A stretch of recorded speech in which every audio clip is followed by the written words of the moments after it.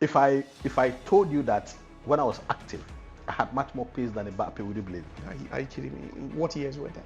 Thank you. Those days I was very fit. Okay. So I could play across the front three. And because I was ambidextrous, wow, I could either choose to go with my right foot, and you would not know the difference. If all things should have gone well, you shouldn't be a Ballon d'Or recipient. Oh, that is why we are in Africa. Hello, welcome to the All Media Review Show with me, Josiah, where today we'll be taking a look at the games that were played over the weekend within Europe. There were some big games in the Spanish La Liga, the biggest fixture of the La Liga calendar, and most arguably the biggest fixture in Europe, took center stage at the Estadio Santiago Bernabeu. And there was a shocking result after 90 minutes because it was Hansi Flick and his charges that battered Carlo Ancelotti. And they won by 4-0. Not just that.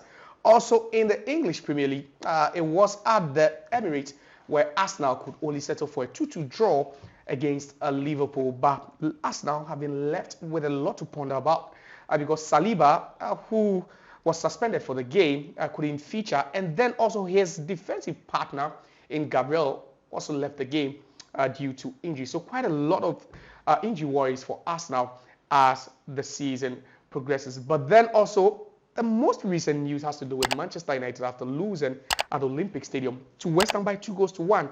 Regardless of what that penalty situation was it a fair one or VAR was just unfair to Ten Hag and his boys? But the news reaching us is that Ten Hag has lost his job and United are still in the market searching for a replacement. But on the interim, it's Ruud van Nistelrooy, the former Manchester United striker, who is going to take over as the interim coach before or as the team tries to find a substantive manager to replace Erik Ten Hag. So we'll just be reviewing those games to see what actually happened in those games, how Real Madrid lost woefully at the hands of their bitter rivals, and then also how Manchester United were not able to survive the hammering of West Ham United. My name is Josiah, and I have two gentlemen here with me, like we always do it, to have this, very, very interesting conversation for them to also, dig deep and make us aware of where the lapses were for the losing sides. I have Courage to my right, and then also Atigama Olifos to my left. Welcome, gentlemen. Another weekend gone by, and some interesting games. I think you guys enjoyed the weekend. Courage. Very much. I think it was an eventful weekend, if I should put it. Quite a lot of big games. So talking about the game of the week for you, you said it has to do with the Clasico. But who was your standout performer from the Clasico? Kubrasi. That guy is a sensation. The young defender. Yes. I remember when Chelsea scouts went to Spain and then tried to convince him to pack his things and then move to London, but then that couldn't happen. I think, yes, that's why I started monitoring him. He's a sensational kid, and then I think one for the future, one for the very, he has a very bright future, and then I think he'll be one of the players you should be watching out for. Aside him, others also did well with Rafinha banging in a brace, and then Yamin Lamar, obviously. Yes, so Dijon also came to contribute his quota, but then I'm quite disappointed with the Real Madrid side. They couldn't come to the party. I don't mind if you play. You feel they were outclassed? Yes. You think they were just not totally good? Outclassed. At least put one goal at the back of the net, so you get some sort of consolation, but that never happened. Real Madrid, they really disappointed me. I must be honest. I think we'll talk. We'll delve into that one deeper to see, tactically how they lost it. But first, you saw what happened on the touchline after the fourth goal, Rafinha's fourth goal. I think, was there an altercation between Hansi Flick, Ancelotti, like some sort of, Charlie, one guy vexed where the other guy, I don't know what was actually happening, but I heard there was one assistant coach of Barcelona who, went to say something in their faces, but it's part of the derby, it's part of the rivalry, isn't it? But, Barcelona Real Madrid goes beyond football. It connotes more politics than football. And if you look at the history of Spain, you can delineate what's the name, Catalonia or Catalonia from Spain, and you realize that they even want to have their own independence. So fighting for that. Yeah, so it plays into the bigger picture, and the rivalry between these two clubs is unsurmountable by any other in world football. So these things are normal. They are likely to happen, But at the end of the day, the most important thing is that football was exhibited at the highest level. And the footballing gods who are interested in beautiful football, the footballing gods who are interested in practicality of football, witness the best out of the Clasico. But you think, regardless of what the scoreline was, most teams in Europe should watch out for Barcelona? Prior to the season starting, I had already indicated to you that Barcelona is going to be a massive proposition this season. Not because of anything, but the fact that the coach that they currently have is a coach that does not believe in tiki-taka. It's a coach that believes in results. I get to the point. If you realize what he's doing currently, he's being direct. He's bringing the exact dimensions that he employed at Bayern to Barcelona. And for my money's worth, it is working. And you see, the hierarchy is not complaining, because you realize that coaches have come subsequently after Pep Guardiola, who shifted course from the tiki-taka football that they had continuously known or played. And the hierarchy complained, right? But this is a coach who has shifted monumentally. Are they not playing the tiki-taka? We saw anytime they are in a comfortable lead, we see them, just exhibiting that fluidity. Anytime they are in the comfortable league, yeah. then you have the approach changes a bit. Then you have to control the tempo and the pace of the game. But when they are chasing the game, look at what happened against what's the name? No. In the Champions League against Bayern. Yeah, Bayern. They were clinical, they were direct. That is the football. That's the football that Hansi Flick has been able to bring into the setup. When they went 4-1, then they changed the style again to control the tempo, because at the end of the day, the job has already been done. There's no need to exert much more pressure. And remember that after that match against Bayern, they were going to be playing the El Clasico against Madrid. So why should you exert so much energy? Yeah. So tactically, you need to just relax, because there's no way, practically it's possible for anybody to come back from 4-1 and then win the match or even draw the game. Wow. You understand? So that is why you can say that yes, sometimes after the huge scoreline, they change the approach of the game. Let's talk about Barcelona's approach, the highline, and how they were able to nullify the threat of Vini Jr.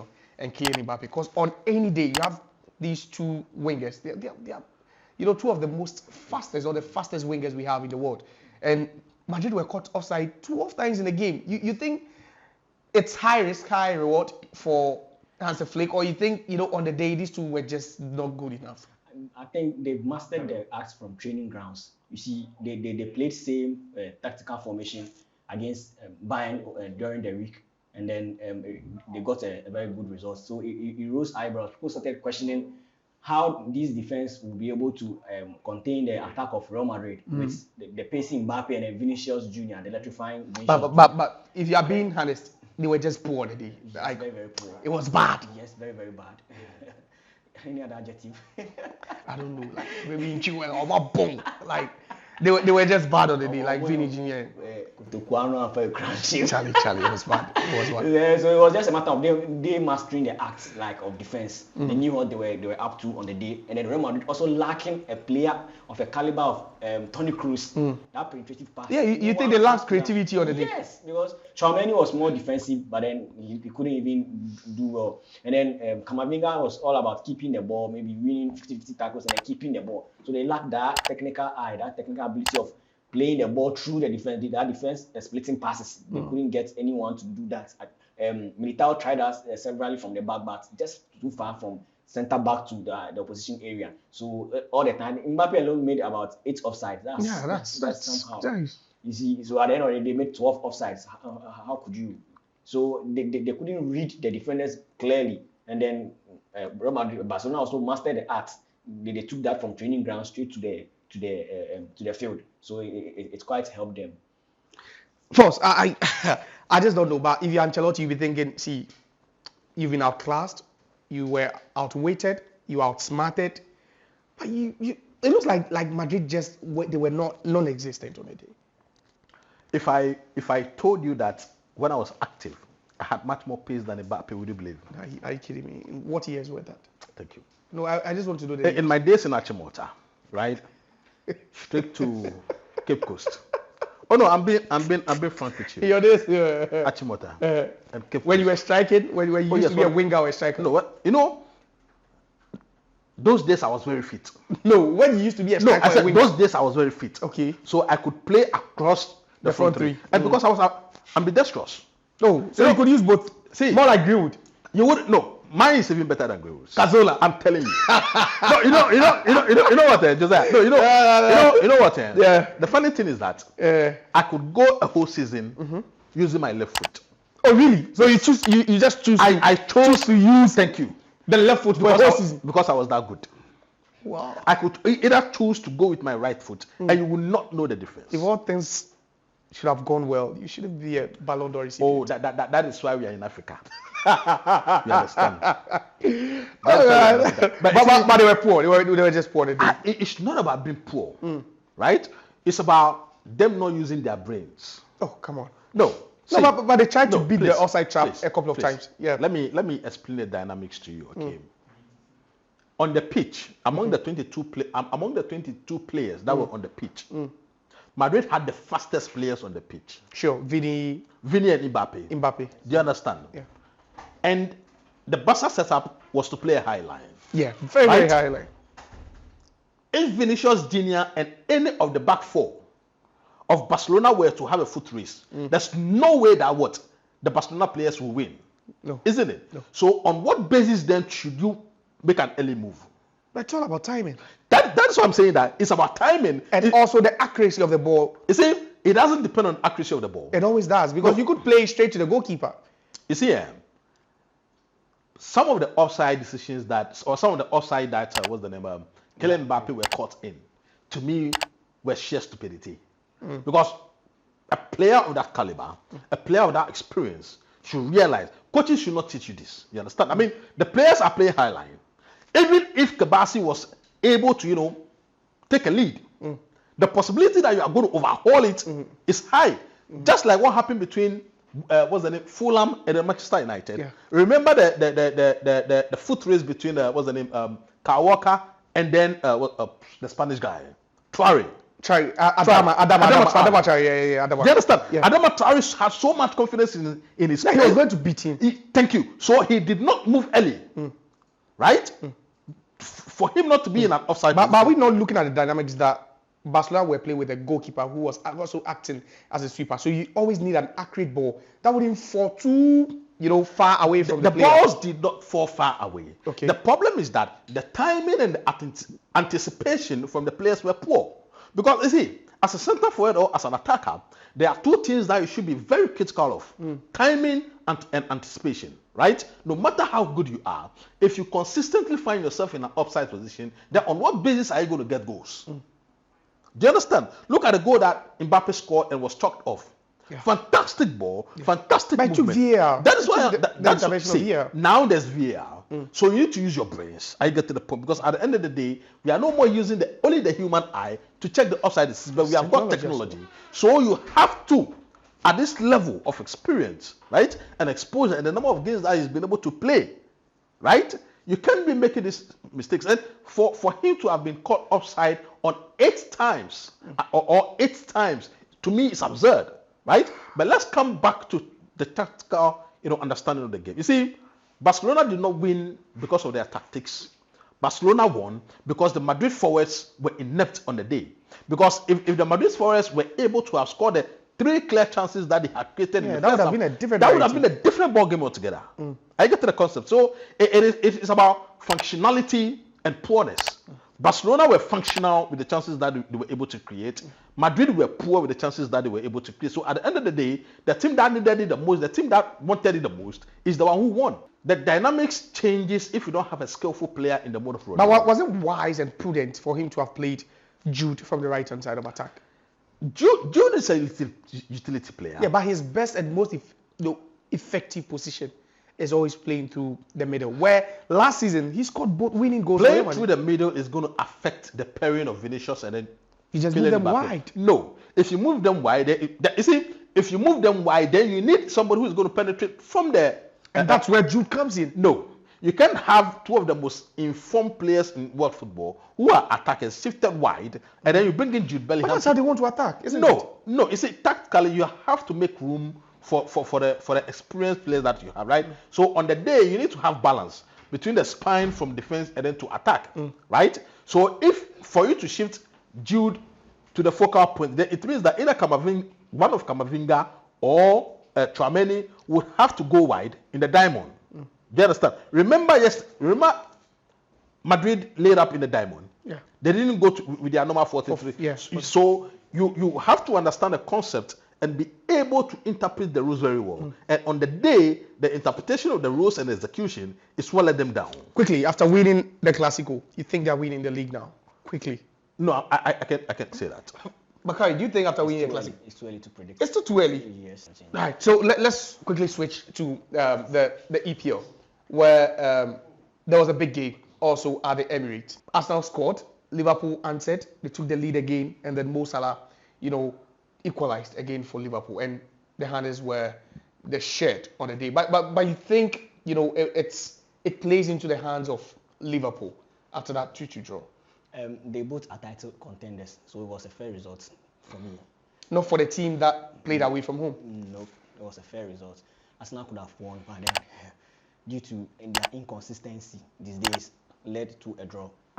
And on the other hand, it was a well-deserved point for Liverpool as well. Van Dijk, leading by example, Mo Salah, unstoppable. He's one of the best players the English Premier League has ever seen.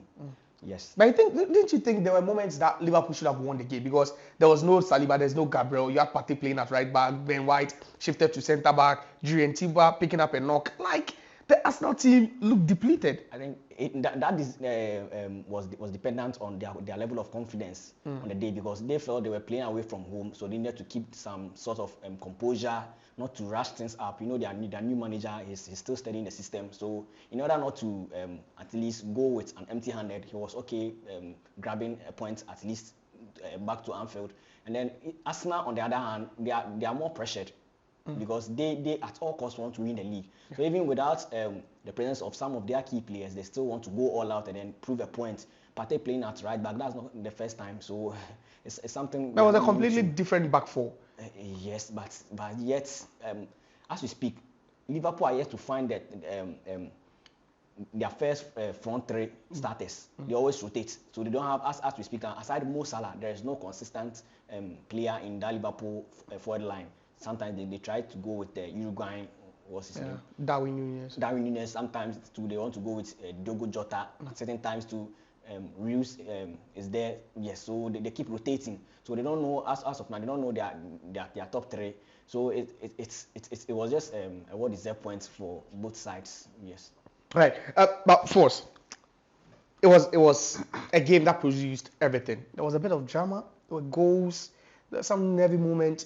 For a second, you'd be thinking Liverpool had, the edge, especially after Gabriel was subbed off, because Arsenal were rushing to bring back all their key players for the game.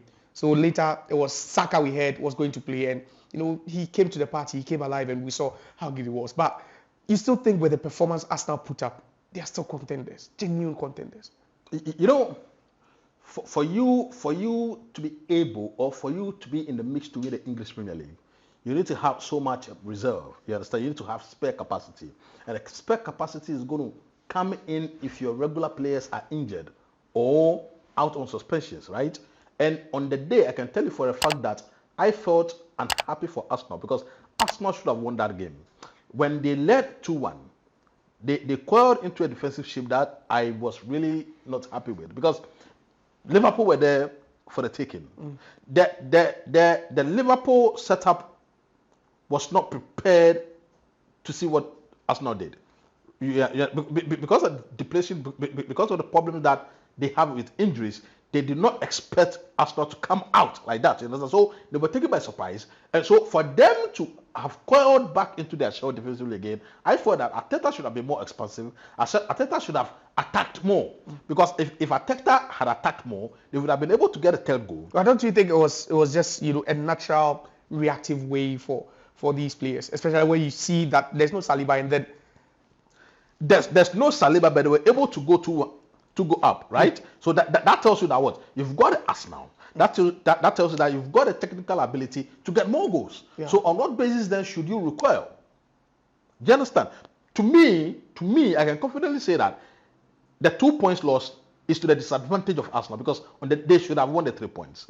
And you see, this is the third season that we are putting Arsenal in the mix to win the championship. Do you understand me? And should Arteta fail to win the championship this season, I am not going to be happy for him because you can't come so close on 3 consecutive occasions, and all the 2 previous occasions you threw the points away yourself. So this is an opportunity for Arteta to come out and then lead Arsenal to glory, because without that, then the progress that they had made over the past couple of years will be naught. Because on what basis should you be making progress? And at the end of the day, you can't see the promised land. The promised land is for which you are there for. So you think at this point, looking at what is happening with Arsenal, you still think they have what it takes? Too many injuries, suspensions, chopping points, valuable points. You think they still have what it takes to win the title? Arsenal have what it takes to win the title, because the other title contenders are not in top-notch shape. Man City is not in top-notch shape. But they're still winning. They were lucky to have won against Southampton. Wolves. Against Wolves. And they were also lucky to have won against Southampton. So at the end of the day, if Man City were in top form, the point gap difference should have been huge, right? Yeah. As Liverpool is having a fantastic season for now, but are they going to have the spare capacity that we're talking about in case of injuries, in case of suspensions, or is it going to affect them naturally as well? So yes, I can say that Arsenal still do have the capacity to go out there and win the championship, but it's going to be dependent on what is happening to Man City especially, and then to a certain extent to Liverpool as well. That's great. But you still started with what Foz is saying, that Arsenal still have what it takes. Yes, we never rule them out. You never rule them out. Yes, they have what it takes. All right, let's talk about this final trending issue where, one of the giants in English football are really struggling, and United, we are hearing they've parted ways with their head coach, which I think everyone is happy about. I'm not happy. But you're not happy United have parted ways with I am not happy because he should have been sacked a long time ago. But why are you not happy? Why are you taking someone's... no, but come on, he showed You see, a high level of incompetence. Josiah, I have told you that this guy doesn't deserve to be a football manager. Come on, I'm being frank with you. Why? You're a football manager. But he's being sensitive, that's all. Please. You're a football manager. If you have a player, if you're investing in a player, right, who is not bringing you returns, or if you're investing in a player, right, whom you see that, no, with the projections that I am making because of data and analysis, it's not going to bring returns in the next 2-3 years. In the next 2-3 years, it's going to be like 24-23. On what basis should I keep spending money on him?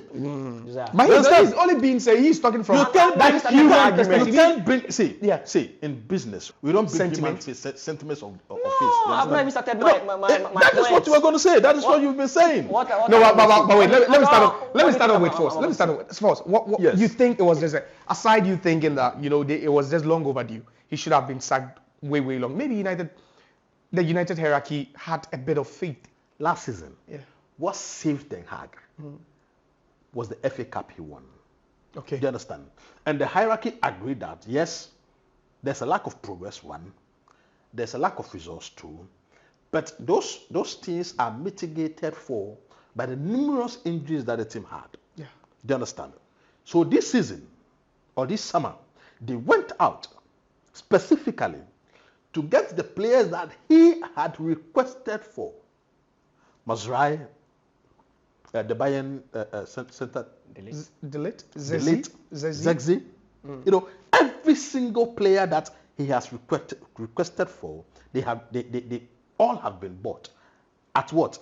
Expensive prices. Yeah, over £250 million spent in the market. So if you are not able to glue these pieces together, what chance do you deserve again? At the highest level of football, results matter. I get to the point. A lot of people still juxtapose this time to the period when Alex Ferguson came in 1985. Yes. And there was no... And I tell people, you are lost. You don't understand business. Okay. Or you don't understand football. Back then, did they understand business? They understood. Because so why did they stick to him? See, back then, the pressure wasn't as huge as this. As it is now. And back then, United was not the biggest team in England. Okay, it was Liverpool. The biggest team in England was Liverpool. Yeah. United were now playing catch up. And you see, the difference between what happened in 1988, 1985 and what happened today is the fact that under Ferguson, they saw progress. They saw vision. They saw the mission. Something was happening. In as much as they were not winning the league titles, they saw that there's progress, there's continuous progress. And you see, in physics, right, or in chemistry or in science, if you are bringing out an invention and along the way the vision is not clear, then you have to forfeit what you are doing. So that's what they did. That is what they did. And you side with the hierarchy. I am saying that I have continuously said that Ten Hag is not fit for purpose. Ten Hag has never been fit to be in the dugout for Manchester United. Tactically, technically, emotionally, psychologically, not psychologically, mentally, financially. Mentally. You see, mentally, because prior to the season starting, they had already declared them not being in the driving seat to win the English Premier League. So that which is not right, which is not be the mandate for a team of the caliber of Manchester. Okay, so Ten Hag has finally lost his job. I don't know, for United fans, I don't really know what they are making of that. If they are really welcoming that news with, some jeers and cheers, or they're just taking it with so much pain, I just can't tell. But it just seemed his time was up. But this has been, another eventful episode of the review show on the Our Video channel. My name is Jose, and I was joined by Courage, and then Atigama Oli Force, also known as the Societal Misfit. But you can also have your say in the comment section. Barcelona beating Madrid by 4-0. Liverpool playing out a 2-2 draw away at the Emirates, and United losing 2-1, and that also got their manager sacked. See you again on the next episode. Bye.